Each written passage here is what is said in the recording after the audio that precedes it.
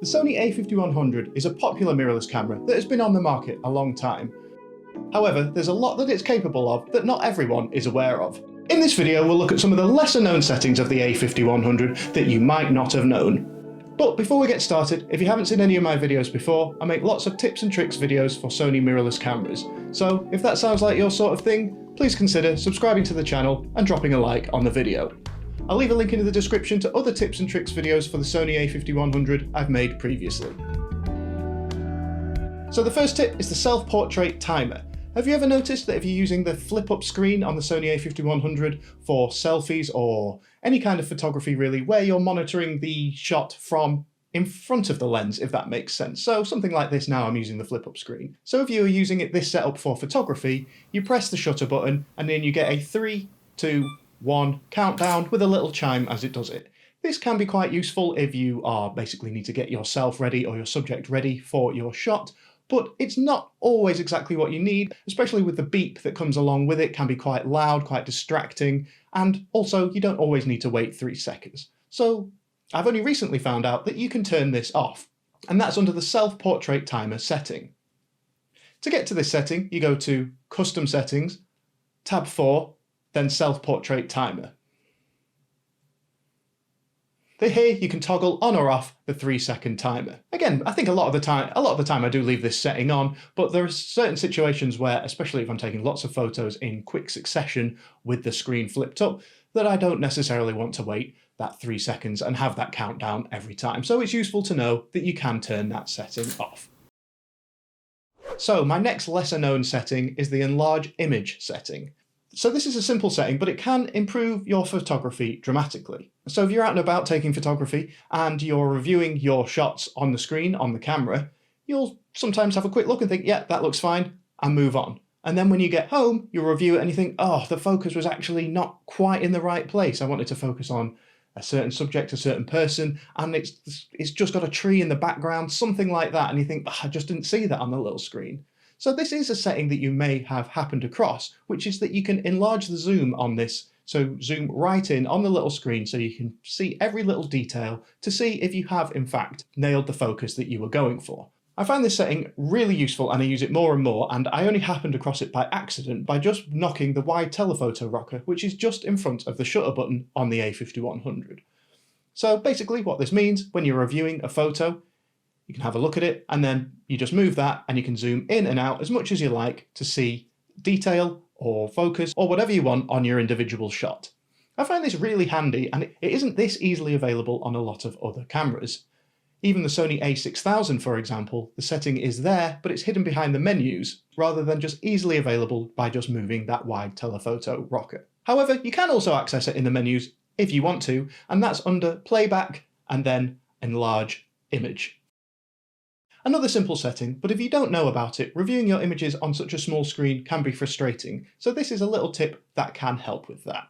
So my next tip is about the on-screen display. Whenever you're using the camera, you get a lot of useful information on the screen, whether that's shutter speed, aperture, ISO. A lot of this information is all available on the screen, which is really handy. And you've probably noticed that if you press the disp button on the back, which is up on the function wheel, that it cycles through a few different options for the on-screen display, some showing more information than others. But what you might not have known is that you can choose exactly which options are in the cycle of on-screen display, and that's called the disp button option. You can find this setting under Custom Settings, tab 2, disp button, and here you'll see a checklist of all the different available options. And I'll run through them very quickly now. The graphic display option gives you this little bar here, which is good for showing how much motion blur and how much out of focus backgrounds that you're going to get, and you can see that the line moves up and down depending on settings that you change. The next one is Display All Info, which shows all your camera's current settings, such as shoot mode, focus area, and much more. No Display Info gives you minimal on-screen info. I don't know why it's called No Display Info when there is still some there, but it's pretty minimal. It just shows shutter speed, aperture, exposure, and ISO settings. And the last one, which isn't selected by default if I remember correctly, is histogram, which is great for quickly seeing if shots are under and overexposed. is like a graphical representation of the colours in your shot. So very simply, if there's a big peak on the left, there's going to be a lot of blacks in the image. And if there's a big peak on the right, there'll be a lot of whites in the image. And if it goes above the top of the little graphical indicator, then it might be over or underexposed. There's a lot more than that you can get from a histogram, but that's the very basics of it. And if you take the type of photography where you are worried about over and underexposure, or you don't have the opportunity to check your shots very closely while you're out and about, it's just a very quick indicator which you can use to help stop your shots becoming over or underexposed. However, the on-screen display can't be removed entirely from this setting, which leads me to my next tip, which is the clear HDMI signal option.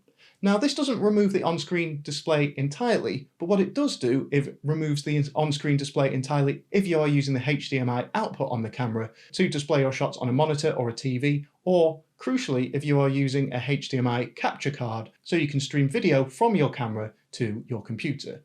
This is something that you may do if you want to use your camera as a webcam or for streaming on websites such as Twitch, and you wouldn't want this on-screen display displaying on the feed that you are delivering to people. So by turning the HDMI clear signal on or off, you can get rid of this from your HDMI output.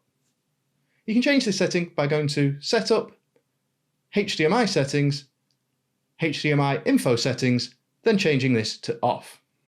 So my last setting today is the Live View Display setting. Again, another simple setting that I've only discovered recently. Now hopefully this is defaulted to on, which is probably what you're going to use most of the time. But what the Live View Display setting allows you to do is essentially preview exactly what settings you are going to use on the camera on the display. That means if you're changing the shutter speed to faster, you're going to notice that your image gets darker or lighter if you slow it down. And the same for aperture, you're going to notice it getting darker or lighter on the screen. All seems quite straightforward.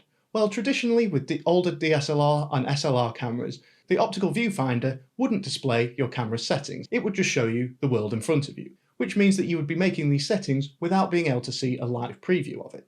Some people may still prefer shooting in that more traditional way. If you want to change it so that these settings don't display in real time, you can turn this setting off. You go to Custom Settings, and then Tab 3, and then Live View Display. This setting is also worth knowing if you're noticing that the live view of your settings isn't coming through in real time. You may have accidentally turned this setting off, so that's how you get to it to turn it back on. As I say, I think most of us will have it turned on most of the time, but it's nice knowing that if you're used to shooting on an older style camera or in that more traditional method, it's nice to know that that option is there if you require it. So there we have it, 5 lesser known settings for the Sony a5100 that you may not have known. As I mentioned before, my other tips and tricks videos for the Sony a5100 will be in the description below. And if you enjoyed the video, please consider subscribing to the channel and dropping a like on the video. And if you want to check out any of my photography, you can find it on Instagram at aaron.prescott. But that's it from me for now. Until next time, see ya.